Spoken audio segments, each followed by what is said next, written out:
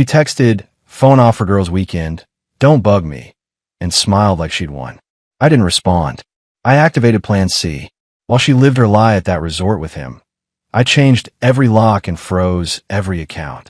She came back expecting forgiveness, found locked doors and a letter instead. "My name is Garrett Davenport. I'm 42 years old, and for 19 years I thought I knew the woman sleeping next to me. Turns out, I didn't know her at all. Maybe I should have seen it earlier. The late meetings that smelled like cologne instead of conference rooms. The new habit of putting her phone face down on every surface. The way she stopped asking about my day, but had plenty to say about Blake from sales. Blake Thornton. That name started showing up in her sentences like punctuation, casual and constant. But you tell yourself stories when the truth's too ugly to face. You say she's stressed. You say work's demanding. You say marriage goes through phases. And maybe that's true for some people. For us, it was an excuse I kept repeating while she packed her bags. It was a Friday afternoon in late September when everything shifted.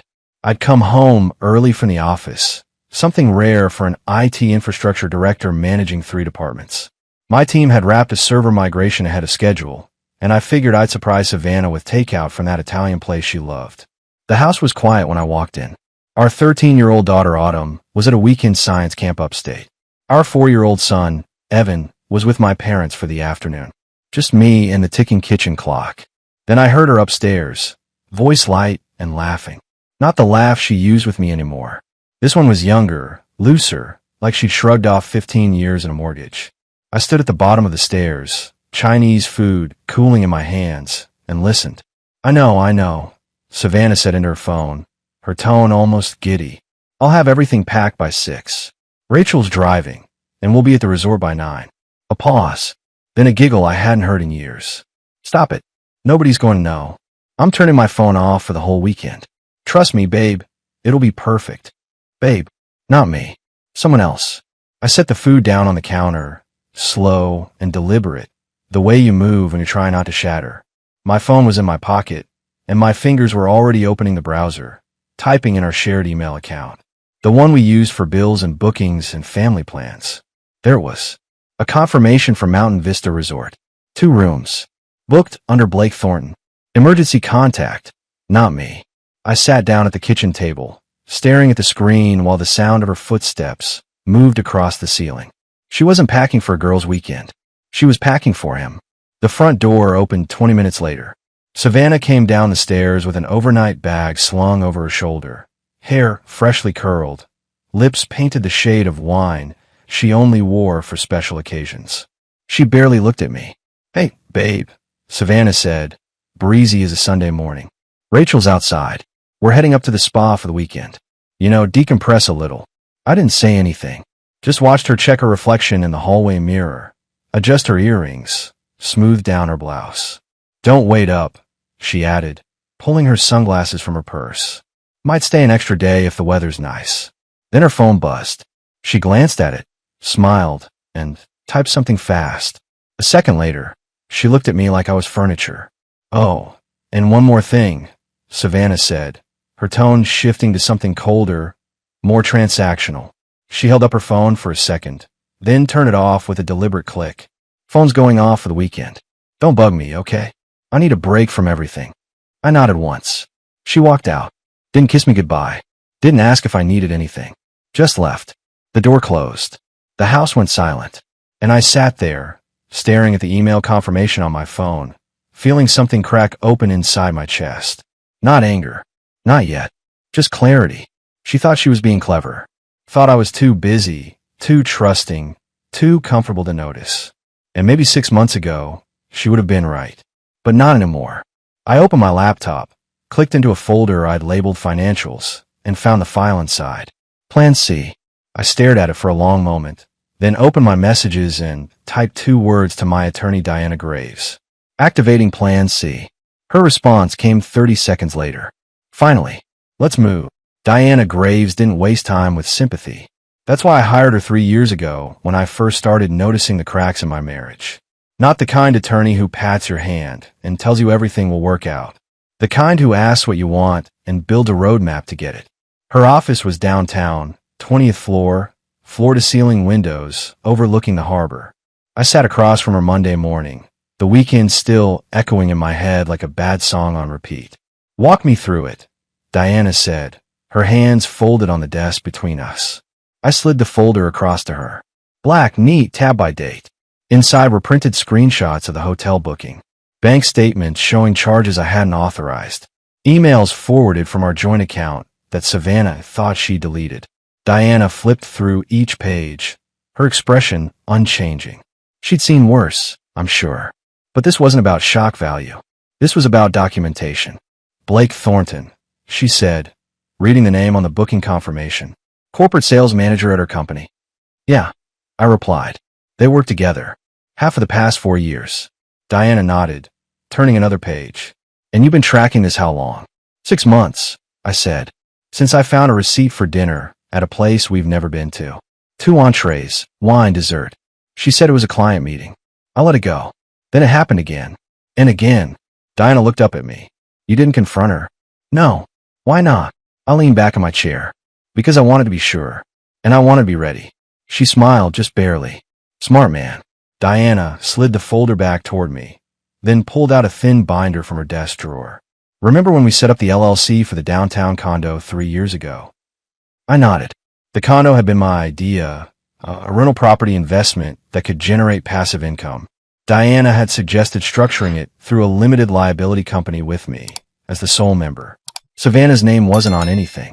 She lived there part-time when she worked late downtown, kept clothes there, treated it like a second home. But legally, she had no claim to it. Here's what we're going to do, Diana said, opening the binder to a page flag with a yellow tab. We file for asset reallocation under the dissolution clause you both signed during the refinance last year. I remember that day. Savannah had been rushing to a meeting, barely glancing at the paperwork. I'd explained it as standard refinancing language. She signed without reading. That clause, Diana continued, tapping the page, allows for immediate transfer of shared assets in the event of proven dishonesty or concealment. You've got the proof. She's been using joint funds for personal trips with another man. That's textbook concealment. What about the house? I asked. Also covered. The mortgage is in your name. She's listed as co-resident, not co-owner. We can initiate an eviction process if necessary, but I'm guessing she won't fight once she realizes she has no legal standing. I sat there, absorbing it all.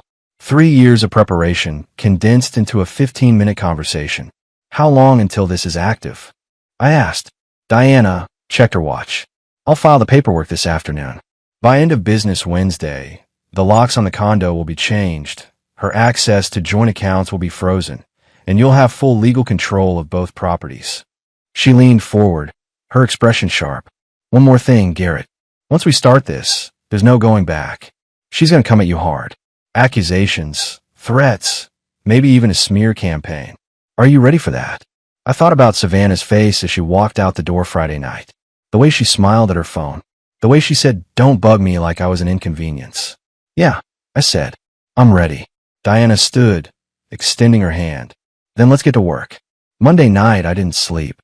I sat at my desk in the home office, the one Savannah never bothered to enter, and began the methodical work of severing every digital connection we'd built over 19 years. Passwords first. Bank accounts, streaming services, cloud storage, utilities. I changed every single one, routing 2-factor authentication codes to a new phone number I'd set up that afternoon. She'd never even know the account existed. Then came the financial audit. Our joint checking account held $42,000. I opened a new account in my name only, transferred $38,000, and left her with $4,000. Enough to avoid a fraud claim, not enough to fund her next escape. The credit cards were trickier. I couldn't cancel them outright without raising flags, but I could freeze them. One call to the bank, mention of suspected fraudulent activity, and they locked everything pending review. I smiled when the representative asked if I wanted to file a police report. Not yet, I told her, but I'm documenting everything. By 2 a.m, I dismantled 18 years of shared digital infrastructure.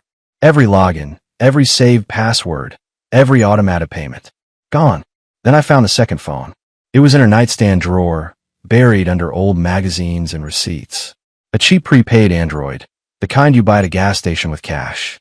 I powered it on, bypass the lock screen with a simple exploit I'd learned from work, and open the messages. 214 texts between Savannah and Blake. Some went back 2 years. I read them all. The early ones were flirty, almost innocent. Inside jokes, compliments about presentations, casual mentions of grabbing coffee. Then they shifted. Plans to meet during lunch. Weekend trips disguised as conferences. And, finally, the explicit ones. The ones where they talked about me like I was an obstacle to work around, a problem to solve. One message stopped me cold. He'll never leave, Savannah had written 6 months ago. He's too comfortable. But that's fine. I'm not asking him to. I'm just done pretending he matters. I stared at that sentence until the screen dimmed. Then I forwarded every message to my personal email, downloaded the photos she'd saved, and powered the phone off. She thought I didn't matter. By Wednesday morning, she'd learned exactly how much I did. I met Diana again Tuesday afternoon. She'd filed the paperwork Monday evening, expedited processing through a contact at the courthouse. Everything was moving faster than I'd expected. The condo locks are being changed tomorrow morning, Diana said, sliding a document across her desk. I've also arranged for a storage unit. You'll want to pack her belongings from both properties and move them there by end of week. What about our daughter? I asked. Autumn was still at science camp, blissfully unaware. But she'd be home Friday. We'll need to tell her something, Diana said carefully. Age appropriate, factual, but not vindictive. She doesn't need details. She needs stability. I nodded. Autumn was 13, smart as hell, and way too perceptive for her own good. She'd seen the tension between me and Savannah. She'd probably guessed more than we realized. And Evan? I asked. Diana's expression softened slightly. He's 4. For now, just maintain routine. Kids that age sense stress but don't understand it. Keep his schedule normal. I leaned back in my chair. There's something else. Diana raised an eyebrow. I pulled out a printed copy of the DNA test I'd ordered 3 months ago. The one I'd taken after noticing Evan's eyes were hazel, not blue like mine or brown like Savannah's. The one that showed a 0% probability of paternity. Diana read it once, then again. Her jaw tightened. When did you get this? She asked quietly. August. I didn't want to believe it, but explains why she's been so careful about visitation schedules with Blake. Why she insisted I travel for work during certain weeks. Diana set the paper down, her expression unreadable. This changes everything, Garrett. If Blake is the biological father, and they've been concealing this for 4 years, that's fraud. Paternity fraud. Can we use it? Absolutely. But it's going to hurt Evan when he's older. You understand that. I thought about my son. The way he called me daddy. The way he ran to me when he scraped his knee. The way he trusted me completely. He's my son, I said firmly. Biology doesn't change that. But Savannah doesn't get to rewrite history. She doesn't get to pretend this didn't happen. Diana nodded slowly. Then we include it. Full disclosure. And Garrett, yeah, you're a better man than most. Savannah came home Monday evening around 7. I heard her car pull into the driveway, heard the trunk slam, heard her heels click up the walkway. She was humming. I was sitting in the living room, laptop open, documents spread across the coffee table. I didn't look up when she walked in. Hey, Savannah said, dropping her bag by the door. How was your weekend? I glanced at her. She looked refreshed, relaxed, like she'd just come back from an actual vacation instead of a calculated betrayal. Fine, I said evenly. Yours? Amazing. The spa was incredible. We did hot stone massages, facials, the whole thing. Rachel says hi, by the way. Rachel, her supposed alibi. I wondered if Rachel even knew she'd been used as cover. Savannah walked into the kitchen, poured herself a glass of wine, and leaned against the counter. You didn't text me all weekend. I thought you'd at least check in. You said not to bug you. I replied, still not looking at her. So I didn't. She laughed, light and careless. True. I just figured you'd miss me. I closed my laptop slowly, deliberately. Then I stood and walked over to the kitchen island, placing both hands on the granite surface between us. I need to ask you something, I said, my voice calm and measured. Savannah's smile faltered slightly. Okay. Where were you this weekend? I told you. The spa with Rachel and the girls. Which spa? She blinked. What? Which spa, Savannah? What was the name? Her hand tightened around the wine glass. Why does it matter? Just answer the question. Mountain Vista, she said quickly. Up north. I told you this. I nodded. And who else was there? What do you mean who else? It was just us girls. I pulled out my phone, opened the photo gallery, and turned the screen toward her. It was a screenshot from Rachel's Instagram story. A candid shot of the resort pool. 3 women in robes, laughing. And in the far left corner, partially blurred but unmistakable, Blake Thornton. Shirtless, leaning against a lounge chair, drink in hand. Savannah stared at the photo. Her face went pale. I can explain, she started. Don't, I said, my voice colder than I'd ever heard it. Don't insult me with an explanation. I know where you were. I know who you were with. I know about Blake. Her mouth opened, then closed. She set the wine glass down, hands shaking. Garrett, it's not what you think. It's exactly what I think, I interrupted. And you're done lying to me. Savannah's expression shifted. Panic, then defiance. So what? You're gonna leave me. Over a mistake. A mistake. I repeated, almost laughing. Savannah, you've been planning this for 2 years. I've seen the messages. I've read every text between you and Blake. I know about the prepaid phone. I know about the hotel bookings. I know about the joint account money you've been funneling into private trips. Her face went from pale to red. You went through my things. Your things. I said, my voice rising slightly. We're married, Savannah. Or we were. Everything in this house is joint property, including the evidence of your affair. She stepped back, shaking her head. You can't do this. You can't just. I already did, I said flatly. Diana filed the paperwork yesterday. By end of business Wednesday, you'll have no access to the condo, no access to joint accounts, and no claim to any property held under my name. Savannah's eyes went wide. You can't kick me out. This is my home. No, I said quietly. It's my home. You're just a resident. And that status is about to change. She stared at me, disbelief and fury warring across her face. Then she grabbed her purse and her keys. This isn't over, Savannah hissed. Yes, I said. It is. She stormed out, slamming the door behind her. I stood there in the silence, feeling nothing but cold, clear resolve. Let her run to Blake. Let her realize how little he actually cared when the consequences hit. I pulled out my phone and texted Diana. She knows. Clock's ticking. Her response was immediate. Good. Let her panic. Wednesday morning came cold and gray. I woke up at 5, made coffee, and sat on the back porch watching the sun struggle through the clouds. By 7, Diana texted me. Lock's changed. Storage unit ready. She's officially locked out. I didn't smile. Didn't feel triumph. Just checked it off the mental list and moved to the next task. Autumn came home from science camp that afternoon. I picked her up at the school parking lot. Watched her pile into the car with her duffel bag and a poster about marine biology she'd made with her team. Hey kiddo, I said, pulling out of the lot. How was camp? Amazing, she said, eyes bright. We dissected a squid and learned about bioluminescence. Dad, did you know some jellyfish literally glow in the dark? I did not know that. She launched into an explanation about photophores and chemical reactions. And for a few minutes, I let myself just be her father, not a man dismantling his marriage, just a dad listening to his daughter talk about science. But when we pulled in the driveway, she went quiet. Where's Mom's car? Autumn asked. She's staying at the condo for a few days, I said carefully. We need to talk about some things. Grown-up things. Autumn turned to look at me, her expression older than 13. You're getting divorced. It wasn't a question. Yeah, I said. We are. She nodded slowly, staring out the windshield. Because of Blake? My hands tightened on the steering wheel. You knew. Dad, I'm not stupid, Autumn said quietly. She's been texting him for like a year. Always smiling at her phone. Always saying she had late meetings. I figured out. I sat there, processing the fact that my 13-year-old daughter had been carrying this weight alone. Why didn't you tell me? I asked. She shrugged, eyes glassy. I thought maybe it would stop. I thought maybe she'd just stop. I reached over and squeezed her hand.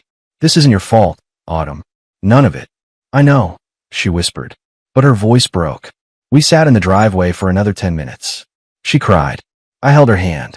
And when we finally went inside, I knew she'd lost something she'd never get back.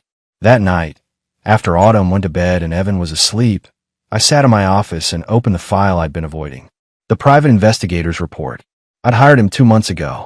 A guy Diana recommended, former cop turned PI, specialized in infidelity cases. His name was Tom Briggs, and he was thorough. The report was 63 pages long. Blake Thornton wasn't just Savannah's lover. He was married. 2 kids, ages 8 and 6. His wife, Jennifer, was a nurse at the county hospital. They lived in a subdivision 20 minutes away. And here's the part that made my blood run cold. Blake had done this before. 3 other women from the same company over the past 7 years. One had filed a harassment complaint. Another had quit after he'd promised to leave his wife and didn't. The third had been transferred to a different office after their affair became public knowledge. Savannah wasn't special. She was just the latest. The report included something else too. Financial records showing Blake and Savannah had opened a joint savings account 4 months ago.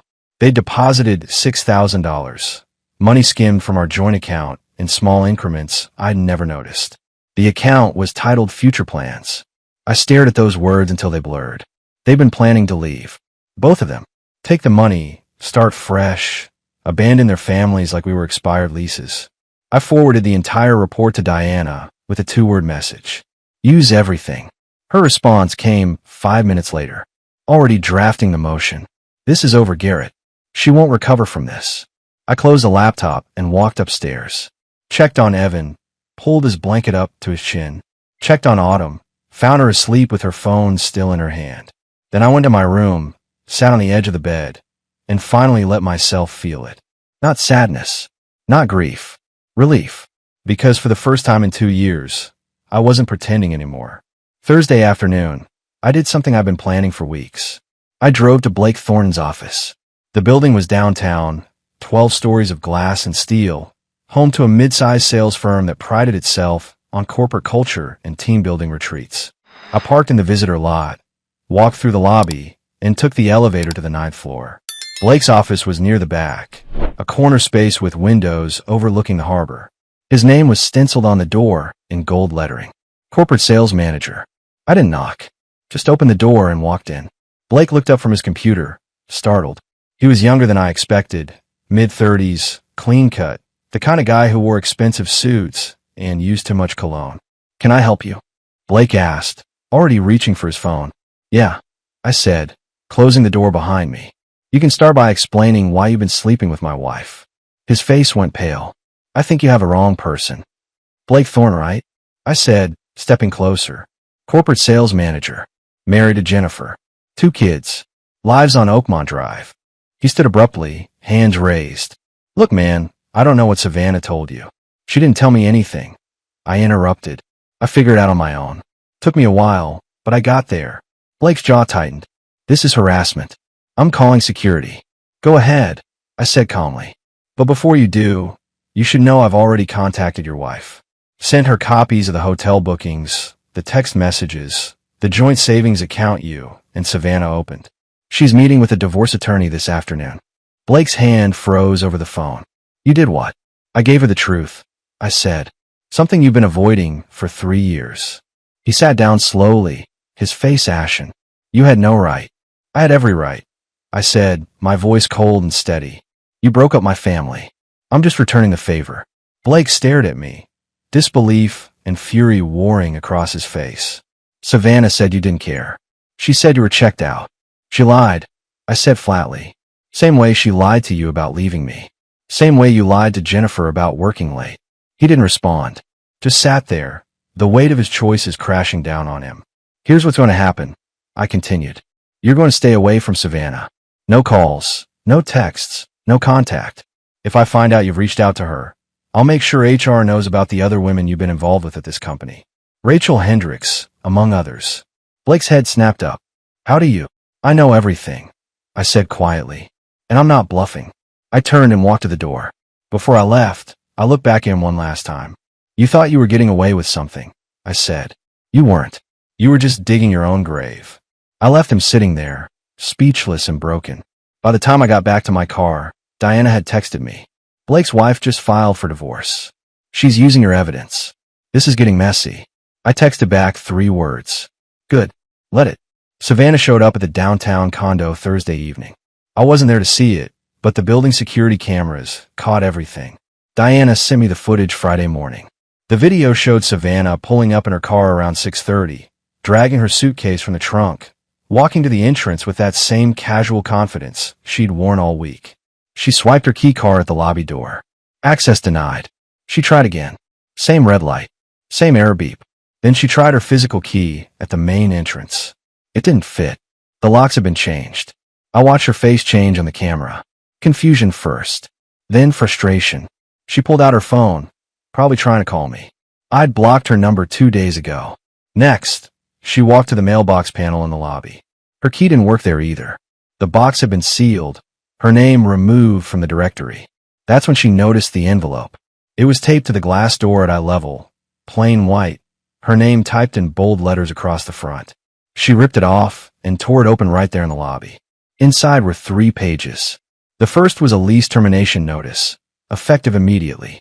The second was a property transfer document showing the condo had been reassigned to a new LLC owner, not her. The third was a single sheet of paper with 4 sentences typed in the center. You said don't bug you. I listened. Your apartment already belongs to another. Contact Diana Graves for questions. I watched Savannah read it once, then again. Her hands started shaking. She looked around the empty lobby like someone might appear to explain this was a mistake. No one came. She tried calling the building manager. He didn't answer. She tried the front desk. They told her politely that she was no longer listed as a resident, and they couldn't provide access to non-residents. Then she did something I didn't expect. She sat down on the lobby floor, back against the wall, and just stared at the papers in her lap. The camera footage ran for another 11 minutes. She didn't move, didn't cry, just sat there, processing the fact that in 72 hours, she'd lost access to everything. Finally, she stood up, grabbed her suitcase, and walked out. The timestamp on the video read 7:43 p.m. By 8 o'clock, my phone started ringing from unknown numbers. I didn't answer. By 9, she was trying to reach me through Autumn's phone. I'd already warned my daughter not to engage. At 10:15, she showed up at the house. I heard her car pull into the driveway, heard the door slam, heard her heels on the walkway, and she was pounding on the front door, shouting my name. I didn't move from the couch, just sat there, remote in hand, watching the baseball game I've been ignoring all night. Garrett. Savannah's voice came through the door, shrill and desperate. Open the door. We need to talk. I took a sip of my beer. Didn't get up. I know you're in there. Your truck's in the driveway. Open the damn door. Autumn appeared at the top of the stairs, eyes wide. I held up a hand, shook my head. She retreated to her room. Savannah pounded harder. You can't just lock me out. That's my condo. Those are my things. I stood, walked to the door, and spoke through it without opening it. Nothing in that condo is yours, Savannah. You signed away your rights when you refinanced. Read the paperwork Diana sent you. That's not legal. You tricked me. I explained every document you signed. I said calmly. You just didn't bother reading them. That's not my problem. There was silence on the other side. Then her voice came back, quieter but laced with venom. Blake will help me. He'll take care of this. I almost laughed. Blake's got his own problems. Jennifer filed for divorce this morning. Used the same evidence I gave her. Bank statements, hotel receipts, text messages. He's not taking care of anyone. Another silence. Longer this time. You're destroying my life, Savannah whispered. No, I said quietly. You destroyed it yourself. I just stopped pretending it didn't happen. I walked back to the couch. The pounding stopped. A minute later, I heard her car start and drive away. Diana texted me at 10:30. She tried calling my office 17 times. I'm not answering. Let her spiral. I texted back. Good. Let her see what it feels like to be ignored. Saturday morning, I sat Autumn down in the kitchen. Evan was with my parents for the day, giving me time to have the conversation I've been dreading. We need to talk about your brother, I said, setting a cup of tea in front of her. Autumn looked up from her phone, sensing the weight in my voice. What about him? I pulled out the DNA test results and slid them across the table. She read the first page, her expression shifting from confusion to shock. Evan's not your son, she whispered. Biologically, no, I said carefully. But that doesn't change how I feel about him. He's still my boy. I've raised him since he was born. That's not going away. Autumn stared at the paper, her hands trembling. Does Mom know you know? Not yet, but she will. Who's the father? She asked, though her voice suggested she already suspected. Blake. Autumn's face hardened. So, she's been lying about this for 4 years. Yes. She set the paper down, her jaw tight. What happens to Evan? Nothing changes for him. I said firmly. I'm filing for full custody. He stays with us. He's not going to be used as a pawn in this. Autumn nodded, but her eyes were glassy. Does Evan know? No. And he won't until he's older. Right now, I'm his dad. That's all that matters. She reached across the table and took my hand. I'm sorry, Dad. Don't be, I said. None of this is your fault. And none of it is Evan's fault either. We sat there for a while, the morning sun streaming through the kitchen windows. Eventually, Autumn went upstairs, and I called Diana. I'm ready to file the paternity fraud claim, I said when she answered. You sure? Diana asked. This is going to get ugly. Savannah will fight it. Let her fight, I said. She lied for 4 years. Blake's been lying to his wife for just as long. It's time the truth came out. Diana was quiet for a moment. Garrett, I need to warn you. Once we file this, it becomes public record. Evan's going to find out eventually. Are you prepared for that conversation? Yeah, I said. I am. Because when that day comes, I'm going to tell him the truth. That biology doesn't make a father. Showing up does. And I showed up every day. Diana's voice softened. You're a good man, Garrett. I'm just doing what's right. That's what makes you a good man. We hung up, and I spent the rest of the morning drafting a letter to Savannah's attorney. It was simple, direct, and left no room for interpretation. Paternity test results for Evan Davenport indicate 0% biological relation to Garrett Davenport. Blake Thornton is the biological father. This constitutes paternity fraud under state law. Full custody of Evan will remain with Garrett Davenport. Visitation rights for Savannah Davenport will be determined by the court. Blake Thornton has been notified and will be held financially responsible for child support. I read it 3 times, made sure every word was deliberate, then sent it to Diana for filing. Her response came 10 minutes later. Filed. This is the nuclear option, Garrett. She's going to come at you hard. I texted back. Let her come. I'm ready. That afternoon, Savannah called from yet another unknown number. This time I answered. You told Blake about Evan? She hissed, her voice shaking with rage. I told his wife. I said calmly. She deserved to know her husband fathered a child with another woman. You had no right. I had every right. I interrupted. You lied to me for 4 years. You let me raise another man's son while you planned your exit. You don't get to lecture me about rights. There was silence on the line. Then her voice came back, quieter but desperate. Evan is going to hate you when he finds out. Maybe, I said, but at least I'll have told him the truth. That's more than you ever did. I hung up before she could respond. Diana called 5 minutes later. Blake's attorney just contacted me. He's disputing paternity. Says he wants a second test. Fine, I said. Let him waste his money. The results won't change. Garrett, he's also trying to block child support. Says he never consented to being a father. I laughed, cold and bitter. He consented when he slept with a married woman for 4 years. File for full support. Make him pay. Already on it, Diana said. This is war now. Good, I replied, because I've been ready for war since the day she walked out. The following week moved like a controlled demolition. Each day brought new revelations, new consequences, new pieces of the life Savannah had built collapsing under their own weight. Monday morning, Blake's wife Jennifer filed a restraining order against Savannah. Apparently, Savannah had shown up at their house Sunday night, demanding to speak with Blake. Jennifer had called the police.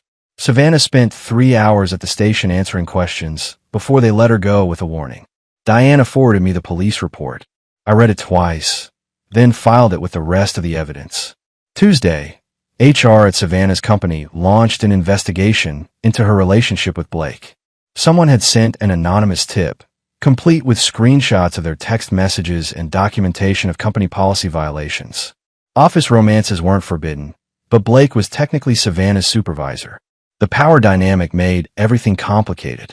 I didn't send that tip, but I knew who did. Rachel Hendricks, Savannah's so-called best friend, had her own history with Blake.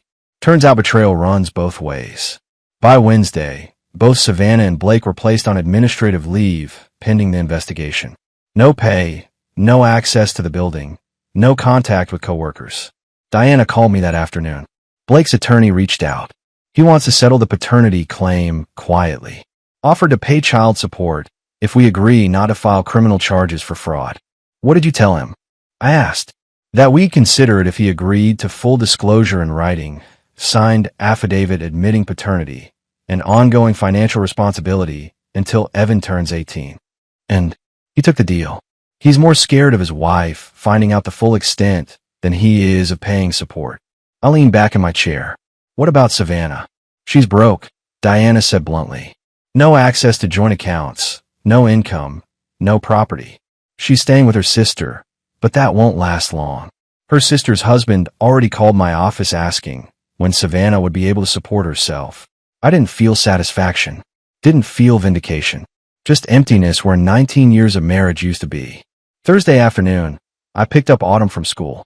She'd been quiet all week, processing everything in that way teenagers do when they don't want adults to worry. How are you holding up? I asked as we drove home. Okay, I guess, she said, staring out the window. Some kids at school heard about Mom. They've been asking questions. What did you tell them? That it's none of their business. She glanced at me. But Dad, is Mom really not coming back? Not like before, I said carefully. She'll have visitation rights once the court decides on a schedule. But she won't live here anymore. Autumn nodded slowly. Good. I don't want her here anyway. The anger in her voice surprised me. Autumn. No, Dad, she interrupted. She lied to all of us. She hurt you. She hurt Evan. She doesn't get to just come back and pretend it's fine. I reached over and squeezed her hand. You're allowed to be angry, but don't let it consume you. She's still your mother. Biology doesn't make someone a parent. Autumn said quietly. You taught me that. I didn't have a response to that. She was right. Friday morning, Savannah's attorney sent a formal request for mediation. They wanted to negotiate visitation, asset division, and support terms without going to trial. Diana called me immediately. They're waving the white flag. She knows she can't win in court. What are they asking for?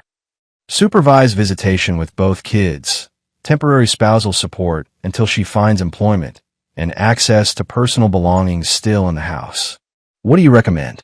Diana was quiet for a moment. Supervised visitation is fine. It protects the kids. Spousal support for 6 months, not a penny more. And she can get her belongings under supervision. You don't owe her anything beyond that. Do it, I said. But make it clear this is the only offer. If she refuses, we go to trial and I push for full custody with minimal visitation. Understood. That weekend, I sat down with Evan. He was too young to understand everything, but he knew something had changed. Where's Mommy? He asked, playing with his toy trucks on the living room floor. Mommy's staying somewhere else for a while, I said, sitting down next to him. But you'll still see her. Just not every day. Why?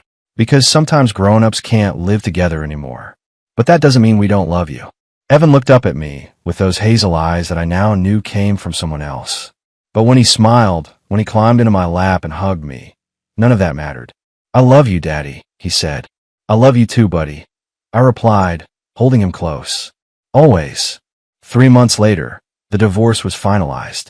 Savannah got supervised visitation every other weekend, 6 months of minimal spousal support, and nothing else. No property, no savings, no claim to the business or investments I'd built over 2 decades. Blake paid the first child support check the week after the settlement, $2,800 a month, until Evan turned 18. His marriage to Jennifer lasted another 2 months before she filed for divorce. Last I heard, he'd moved to another state, trying to outrun the reputation he'd built. Rachel Hendricks, the friend who'd been caught in Blake's web before Savannah, reached out to me once. She apologized for not saying something sooner. I told her it wasn't her burden to carry. She'd been a victim too, in her own way. Savannah found work eventually, some administrative position at a small firm across town. She showed up for her visitation with the kids, always on time, always subdued. Autumn barely spoke to her. Evan, too young to understand, still called her Mommy and hugged her when she arrived. I watched those exchanges from a distance, neither encouraging nor discouraging. The kids would figure out their own relationships with her. That wasn't my job anymore. My parents helped with childcare when I needed it. My father, who'd lost his life savings to Savannah's schemes, never said I told you so. He just showed up, played with his grandkids, and reminded me that family wasn't about blood. It was about who stayed. Autumn thrived. She joined a robotics club at school, made new friends, stopped carrying the weight of her mother's secrets. One night over dinner, she told me she wanted to study engineering in college. Like you, Dad, she said, smiling. You'll be better than me, I replied. Evan started kindergarten that fall. His teacher said he was bright, curious, always asking questions. He made friends easily, laughed often, didn't carry the scars of what had happened. To him, this was just life. And maybe that was a gift. I sold the downtown condo 6 months after the divorce. Got a good price. Invested the profit into a college fund for both kids. The house on Maple Street became a rental property managed by someone else. I didn't want to deal with it anymore. Work kept me busy. The IT infrastructure project I'd been managing for 3 years finally wrapped up ahead of schedule. My boss offered me a promotion, more responsibility, more travel. I turned it down. My kids needed me home. I started dating again, cautiously. Nothing serious, just coffee here and there. Reminders that connection didn't have to end in betrayal. One woman, a teacher named Claire, asked me once why I wasn't bitter. I admitted. For a while. But bitterness is just anger with nowhere to go. I'd rather spend that energy on my kids. She smiled at that. We didn't last, but the conversation stayed with me. One evening in early December, I sat on the back porch with a cup of coffee, watching the first snow of the season fall. Autumn was inside helping Evan with a school project. The house was warm, filled with the sound of their laughter. My phone buzzed. A text from Diana. Blake's attorney just informed me he's relocating to Oregon. Wants to modify the support agreement. I told him no chance. How are you doing? I typed back. Good. Really good. And I meant it. The snow kept falling. The night grew darker. But inside my house, the lights were on. My kids were safe. And for the first time in years, I wasn't waiting for the other shoe to drop. I'd built something real here. Not perfect, but honest. Not without pain, but without lies. Savannah had tried to erase me from my own life. Instead, she'd erased herself. And I'd rebuilt everything she thought she'd taken. The foundation was stronger now. Not because it hadn't been tested, but because it had survived.